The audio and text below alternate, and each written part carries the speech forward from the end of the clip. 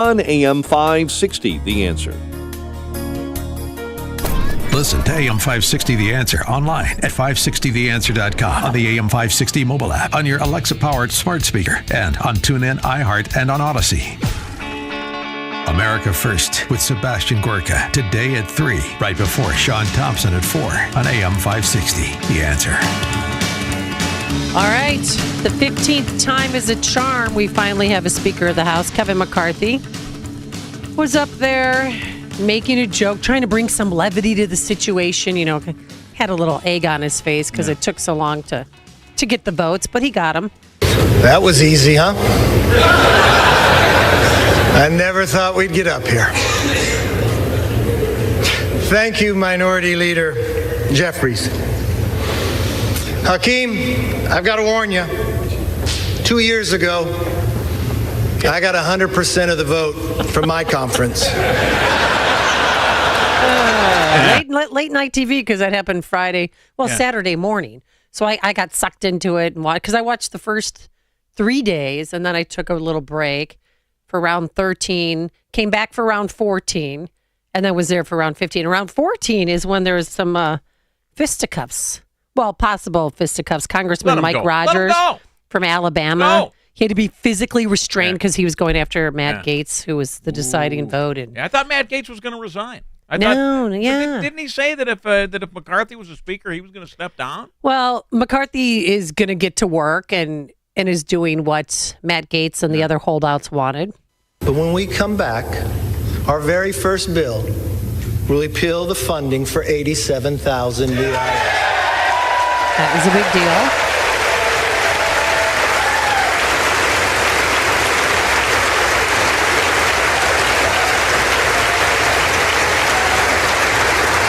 I could have cut out the clap. You see, we believe government should be to help you, not go after you.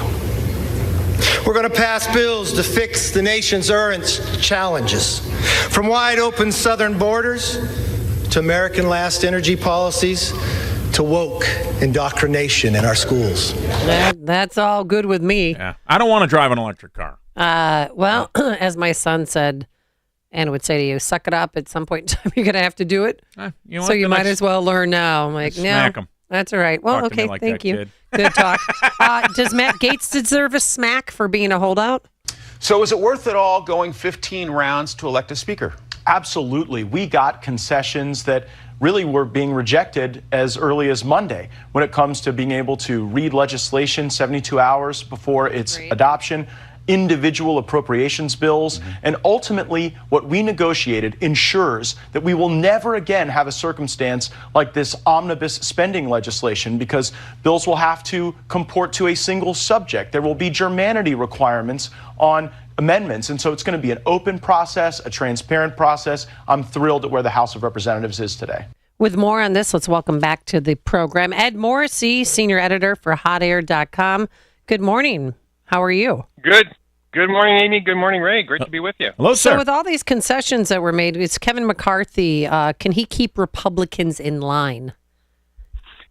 Yeah, I think that's a good question. It remains to be seen. But, I think that when we're looking at this, we have to remember that this is sort of status quo ante. I mean, the motion to vacate the chair threshold had been one seat for over a century before Nancy Pelosi changed it in 2018. And that was in part because there were attempts to deploy it against John Boehner. And John Boehner ended up resigning rather than dealing with the situation.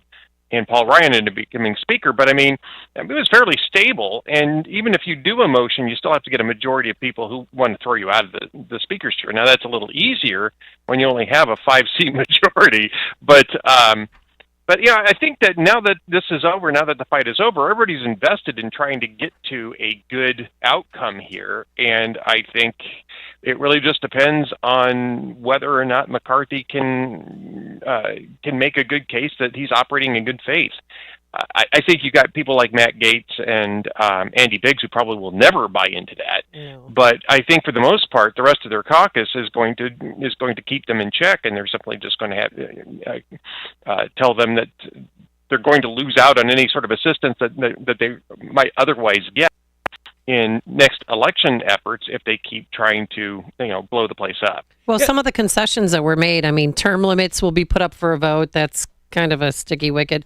But also, COVID mandates will be ended, as will all funding for them, including so-called emergency funding. That might not sit well with our governor, because I don't know if you know, we're still in a state of emergency here in Illinois for the 34th month in a row. Yeah, golly. I moved to Texas where they don't have those sorts of things, so I don't know what to tell you there, Amy. But I totally get this. These are symbolic votes, right? Especially the one on term limits. You can't impose term limits on the House of Representatives without putting it in a constitutional amendment.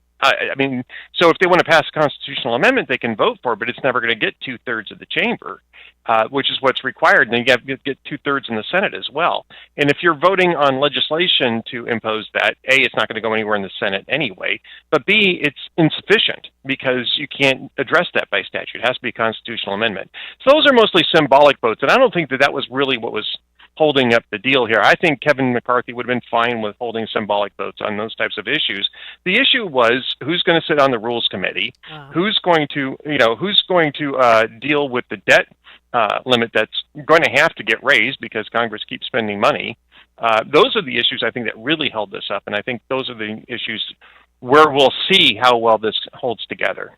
Let me ask you this, because in this instance, I'm glad that we have a 30-second memory and the news cycle travels so fast in this country because you know that this is going to be brought back. I kept watching this and I'm like, okay, I get what's going on here, but still the optics of it every day. Nancy Pelosi's coming out and she's tweeting, "Oh my God, this is horrible. We're not doing the people's work." And when we should be focusing on just the great fact that she's not there anymore. But do you think that this gets used against Republicans in the next election cycle? Oh, I think maybe it will be tried to be used, and I think for a week or so it had, there was a bad taste in people's mouths. And I would argue it's because this is the type of thing that they should have ironed out before the first day of the session. Mm-hmm. They had several weeks to iron this stuff out, and apparently nobody bothered to do these negotiations when they could have done it behind closed doors and gotten their, collective stuff together. But honestly, this is all inside baseball stuff that people, voters outside of D.C. probably don't even really care who the Speaker of the House is, other than the fact that it's a Republican rather than a Democrat. And so I think that this is at best a 9-day wonder. And I'll tell you this. In 2013, Ted Cruz launched an incredibly stupid government shutdown for no purpose whatsoever. So there's some similarities here, right? And ended up almost stepping all over the fact that the Obamacare website collapsed under its own weight when it first launched, and it took them 6 or 7 weeks to get that thing running. It was a big distraction. People are saying, oh, gosh, people are going to think that Republicans aren't a governing party. Well, what happened a year later? Republicans picked up 8 seats in the Senate, and 2 years after that, they won the presidency. I think that those types of inside baseball things really have a very short shelf life. If something like that had happened a month before the midterms, it might have had a bigger impact, but I think that, a year and a half from now, nobody's going to care about that. All right, so Biden hit the border for the first time, but he didn't see any migrants, and he saw a sanitized version of El Paso, saying only this to reporters. So don't blink, Ed, you'll miss it. That they need a lot of resources, and we're going to get them for them. Whoa, big impact. Right. Is anything going to change with that visit that he made yesterday to El Paso? No, I was referring to it this morning as his 3-hour tour of Gilligan's Border Crisis. He was on the SS Minnow down there on the Rio Grande.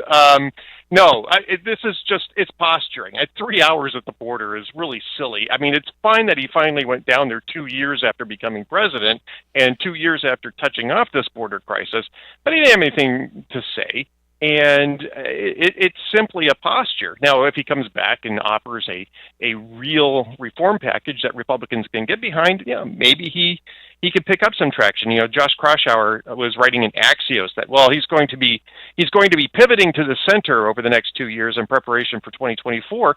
Well, he pivoted to the center during the 2020 campaign, and he ended up being exactly the same guy he's been his entire life, a vicious demagogue who will say anything that he thinks people want to hear while pursuing the politics of the moment to get the most juice out of whatever is going on for the purpose of promoting Joe Biden. And that's exactly who the guy is. It's exactly who he's going to be for the next 2 years, too. Well, Trump already announced that he's running. John Bolton now is the first challenger for Trump for 2024.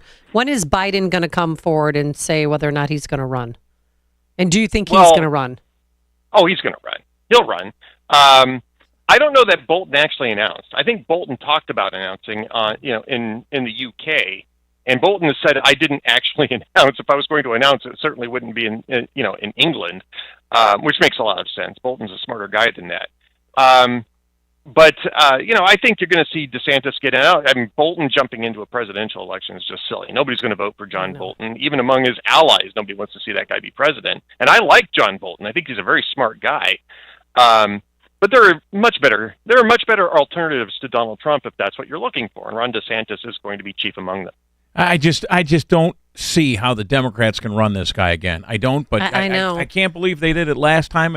And you look at Mayor Pete and the talk of this guy running it. Look at Governor Newsom. His inauguration speech sounded like a presidential speech. That's what these governors do with these big egos. Yeah, DeSantis and all Republican red governors in different states. Here's part of that if you want to hear. They're promoting grievance and victimhood in an attempt to erase so much of the progress you and I have witnessed in our lifetimes. In our finest hours, California has been, freedom's force multiplier, protecting liberty from a rising tide of oppression, taking root in state houses, weaknesses masquerading as strength, small men in big offices.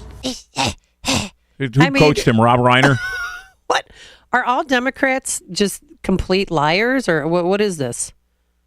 I'll tell you how the reason why they probably are going to run Biden over Newsom the next time is because Newsom was basically running his presidential campaign in Florida and Texas over the last several months, right before the midterms.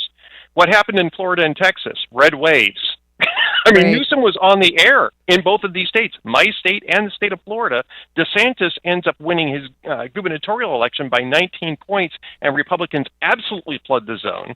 They even won in Miami-Dade, which is, eye-popping in Florida.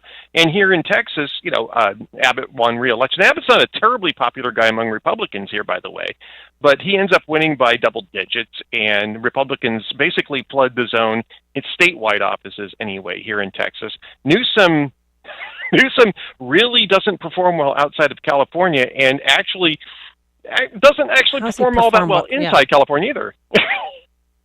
He's so pompous, and he thinks he's so great. I mean, you got to watch his inauguration speech. And today we have Governor Pritzker, who also wants to be president. His inauguration speech is today. But I don't get it. I mean, I don't understand the posturing when you have 350,000 people that have left your state. Yep. At how you can stand up there and have the hubris to give the speech you just gave. I don't get it. Including his in-laws who left and moved to Florida. Right. Yeah. Everybody's moving out. It's a net loss of 300,000 people last year. This is the first significant outward migration of California probably since the gold rush, and it's coming on Newsom's watch because the place is devolving into an absolute, pit. And you only have to look at what's happening in Los Angeles and San Francisco, the two biggest urban centers in that state, to see exactly why people are voting with their feet and leaving the state. And where are they going? They're going to Florida and Texas, which is the reason why Newsom was campaigning in Florida and Texas, to try to convince them that they're leaving freedom behind, despite all of their own personal experience in this matter. And you know what happened here over the weekend? I don't know if you heard this too, Ray. Homeless encampments are starting to pop up near Michigan Avenue on Chestnut Street, on the corner of Chestnut and Michigan Avenue, and nobody's taking them down. So that is the beginning of the end of the Mag Mile. Yeah. I went back to Orange County, California, where I more or less grew up, right, and lived for a good significant part of my early adult years. And there were homeless people in every single corner, and you never saw that in Orange County. You never saw it really outside of Skid Row areas. You never really saw that in Los Angeles either, even in the city. And I mean, it's just gotten out of control, absolutely out of control there. And it's a decline that is absolutely impossible to miss. Nobody especially wants to for hurt people who live anybody's feelings. I mean, I remember when Old Man Daly was in, and these Water are stories. cannons. Yeah. He would call a engine. They would tell me these stories. Well, old firefighters say, he'd call us up and like, get down to the Lawrence Avenue Bridge under LSD, Lakeshore Drive, and there's Ram. Yeah. take the fire hose out. They asked him to leave once. They asked him to leave twice. Third time, nope. And they got out the water cannons, and that's how they got rid of. Which sounds so bad. And I feel bad for people, but homeless people, they don't want housing. No. The ones that I've met, they like their freedoms. They want to be out. They don't want to live. Because they say, oh, we'll give you 3 months free rent, but then after that, they got to start paying, and they don't want that. They want the freedom of movement. Camping on the Mag Mile. Seems chilly this time of year, but maybe in June or July I'll take it up. Somebody's donated these red tents. Yeah. And if you want to follow me on Twitter, Ed Morrissey, you can at Amy Jacobson, SON, and you could see these red tents. Somebody donated these insulated tents, which are, I guess they're wonderful, and they keep the cold out. And so now those red tents are popping up everywhere, under every underpass and along the lakefront. The lakefront, have you driven up there lately? Can't, it's unbelievable. Yeah, you don't even... No. I just can't believe that they allowed this, that the mayor allowed this to happen. So it's not only L.A., Orange County, it's also here in Chicago. All right, Ed Morrissey, what are you working on for today? Well, I'm about ready to write about this new Washington Post report about the disinformation freak out being based on absolutely nothing at all. New study that just came out, the Washington Post, 7 years after everybody started freaking out about Russian media trollery and disinformation. Turns out that it didn't actually change anybody's mind, didn't change any votes. I'm going to link it back to something that was written a couple of years ago about the big disinfo government media industrial complex, and I think that that's a very good thing to be looking at today. So that's going to be going up actually in the next few minutes. Okay. Ed Morrissey, senior editor for hotair.com, and we'll check out your article later today. Thanks, Ed. Thanks. Have a great day. And he joined us on our turnkey.pro answer line. This is the morning show more Chicago radio listeners are choosing. This is Chicago's Morning Answer on AM 560. The Answer. You've heard Rumpke's Garage commercials on AM 560, and now they specialize in servicing Sprinters and light-duty diesels. But the experts at Rumpke's also service Isuzu and Chevy low-cab forward trucks. So if you own an Isuzu or Chevy low-cab forward truck but aren't sure where to get it repaired, take it to Rumpke.